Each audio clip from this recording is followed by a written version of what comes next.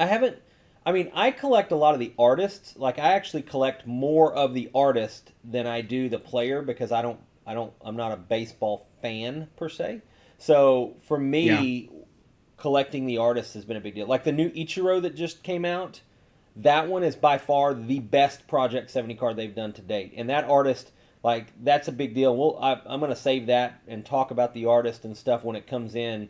But that's by far my favorite card that they've done. They're doing a lot of like streetwear and street artists that are getting involved and Yeah. doing stuff. Fashion designers. It's been really, really good. Yeah, yeah. I mean, that Acuna didn't they? They did Acuna right as the last one that that party did, Yeah, Acuna was the and first that one, and it had a really high it had print a high run. print run But and they're sells for a selling, lot more too. So yeah, they're selling for like 30, $35, depending on how many you right, ordered. A lot of those guys will order like a 10 and they'll go, excuse me, they'll go rainbow hunting for the foil. right, And then they'll sell off, any non foils that they don't get. right. So my prediction is the Trout Party card might be the highest print run card of any Oh, Project 70 card. I that think doesn't it's need to be a gonna be prediction. That's gonna be a fact. Like that's gonna be a fact. yeah. I mean, unless another massive artist comes out and does a Trout, I just don't. I mean, Trout is going to be the highest print run no matter what they do. I think. If all the legends are going to be mediocre print runs, which they have so far, then I fully expect that to be the Mickey case. Mantle will be a high print run, guaranteed. Yeah, yeah, I expect Mantle to be a pretty high print run, but I don't. I don't. I mean, I think that It won't be higher than no, the that Trout. Trout's going to double the Mantle. Mark my words, Trout doubles Mantle. But it'll be no Griffey Shore at like 74,000. That's the Griffey Shore. That's the card that ruined Project Was 2020. it? Yeah, yeah. Yeah. I think I bought. They've done 3 Griffies so far, and I think I bought 2 of them. Mostly because my first expensive baseball card was the Ken Griffey Jr. rookie from Upper Deck, the one that's now worth a small Yeah. fortune that I have 2 of floating around in here somewhere. So, um, yeah, Yankees fans, right? Man, I saw someone post a meme in one of the Project 70 groups, and it's like, and it says Project 70, and they xed out 70, and they put Project Yankees Right. because it's Dude, all it started Yankees. out and it was all Dodgers. Like I was getting concerned. It was tons of Dodgers, and then the Yankees were like sprinkled in there. But to be fair, if you're talking about 70 years of baseball cards, I mean the Oh, Yankees. 27 rings, I mean right? the Yankees have a whole lot to celebrate in 70 years. So Yep.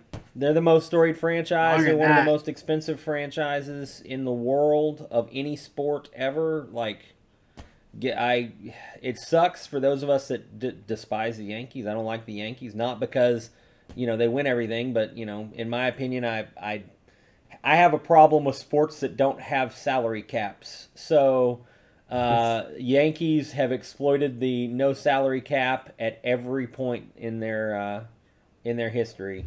So with that being Yeah. the No, case, I mean they're the most winning franchise, obviously. So a lot of yeah, history I there. get it. I get it. But that being said, again, for me, it's the artists. Here's the thing that these cards present that, in my opinion, make them a more interesting thing.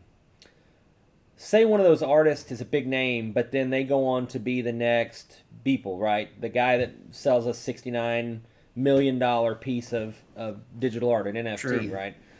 What happens to that card? Because that card could be of somebody that's but now, maybe that wasn't a big name at the time, and there's only 3, 4, 5,000 of that card made, printed, and now Yeah. those 5,000 cards double in value because it's another piece of art that people can actually get their hands on and hold from that really famous Yep. artist.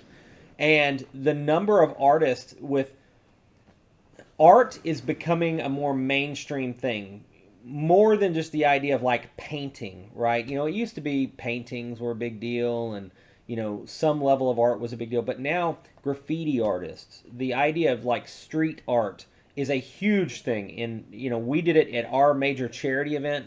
A couple of years ago when we could still have big events, we did. We had graffiti artists come in and do all of these cool artistic drawings and spray paint cards and different stuff, and it was awesome. It was a huge hit. They've gone on at, Garrett's done it at events where he's had graffiti artists come in and do live art things at events. It's a huge hit with people. Fashion designers, sure.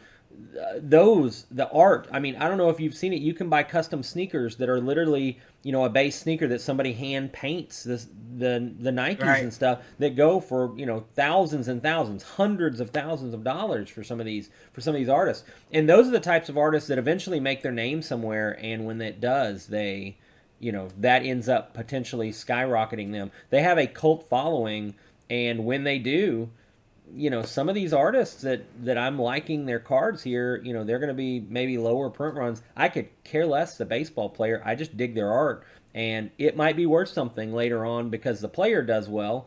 But more importantly, it actually could potentially grow more in value because of how big that artist becomes. Simply because, the yep. players, these types of cards would only increase so much with a player ended up being, super good, like Trout. We knew Trout was good when these cards were made, so the idea that this card goes, to be a $10,000 card, probably not going to happen, no matter what Trout's career is going to be, and obviously it's going to be Hall of Fame caliber and potentially one of the best to ever play. With that being said, the artist hits it big. Well, now you're talking about something that is super limited for that artist. And then that becomes a massive, massive investment. That one card could potentially be a lot more because of what the artist does. So, yeah, no, I can tell you just from my experience with Project 2020, the print run has way more to do with the long-term value of the card than anything about the player or even the artist. Has to do. The print runs of the first 25 Project 2020 cards before it kind of hit mainstream, people found out about it, and Gary Vee picked it up and all that stuff. Those are by far the most expensive cards on the market for Project 2020, and it's just because the print run was so low that only the early adopters really had them. Right. So. Well, and again, like I said, some of the artists that are in these sets, like their cards are going to be worth something, and it's never going to have anything to do with baseball. Like it'll have nothing to do with the print runs. It'll have nothing to do with baseball. It'll be 100% because that is something that artist blows up in the art circles, which are much larger than people give it credit for. Between photography, digital art, street art, graffiti art, fashion design, all of those number of things that have become so mainstream and such a big cult following deal. They may print 74,000 copies of that card, but I tell you what, if Beeble had done one of those, that card would be $60 or $70, even if they printed 100,000 of it, because people would be running to buy that card for that reason, to have a piece of his art in their hand that they couldn't get otherwise. So. We're almost a year out from when that Griffey Shore went live and came out. And when it came out, people were using them as drink coasters. They were selling them on eBay for 50 cents a piece. And that card is already up to $6.50 each. Right. So, don't dump it just because it's not worth something now. In a couple of years, it's probably worth something because they get trashed, they get lost, they come out of circulation essentially, and the demand. If Topps keeps going with this Project 70 stuff, people start going, hey, I'm going to collect all Blake Jamieson cards. I want all the Project 2020 cards. I want all the Project 70 cards. And then that creates demand on a previous project, and your Project 2020 cards now have more desirability than they did a year ago. So definitely hold on. I have not sold a single Project 2020 card yet. I think that they're a long-term hold, and they will only continue to increase in value, whether they're below what I paid, as in like there's so many of them that they're not even worth what I paid, or I have some that are worth $100 and I paid $35 for them, So I think that just continues to go up as more exposure gets put on projects like this with these specific artists. So, Well, and again, yep, I mean, I'm telling you, the artist, investing in the artist is a big deal.